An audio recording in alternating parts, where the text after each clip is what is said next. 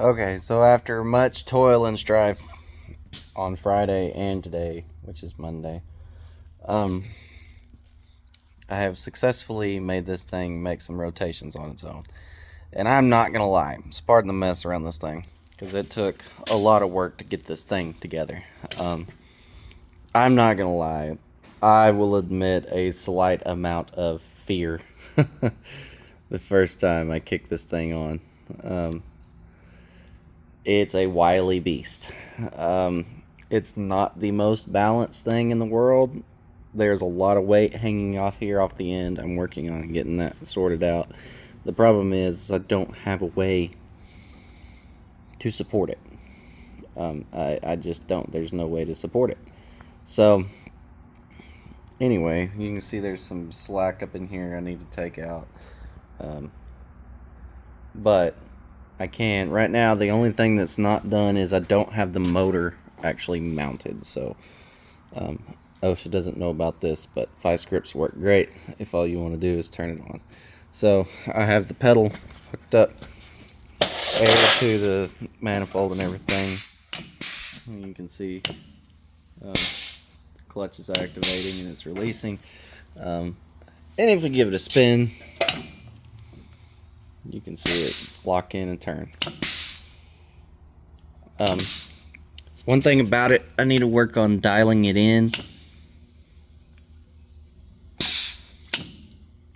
see if I can get a faster response time out of it. But I've been setting it at 80 lately. We'll just set it on 60 and see what it does.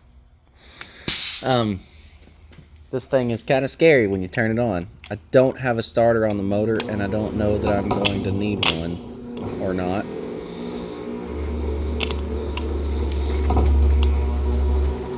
Like I said, it is not balanced because the motor isn't tied down. And I think I'm going to reduce the speed of it drastically. Right now the flywheel's running at 2,000 RPMs, and I think I'm going to cut that in about half. That was the belt slipping there. But if I hit the pedal, it's quite heavy. It's hard to get it to do just a partial rotation, but everything does lock in. Honestly, that right there would be a good speed if I could get it right in there. But it is making rotations on its own now. See if we can get it up to speed again.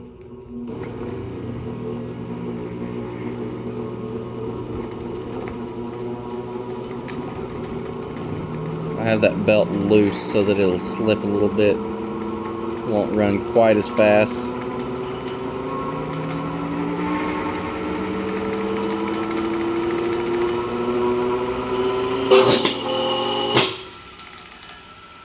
Oh, that wasn't good. Let's figure out what that is. But it does make its rotations. I'm gonna unplug it and see what that was. And but it's finally coming to life.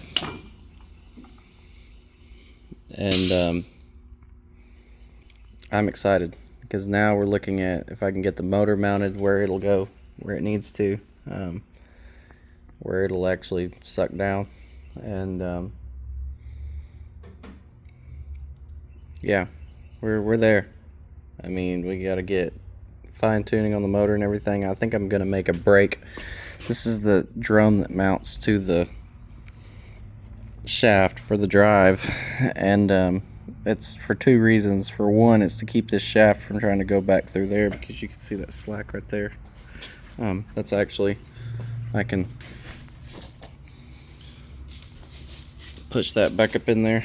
I want to get that slack out of there, and also because I'm going to take a piece of wood and I'm gonna make a brake for it to keep friction on it, because that's not gonna be making but one rotation. Well, I say one rotation. It's not gonna be doing. You're most likely not gonna be doing but a stroke at a time with it, and so if I can keep some friction on it, that would be good. I'm also going to probably make a manual brake for this, so that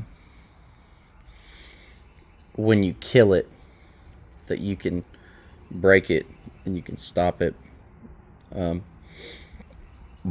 Yeah, it was a pain. I am also working on stickers, so that I can, you know, put some warning labels and stuff on it. And but it does live. Finally, we're there with some fine tuning.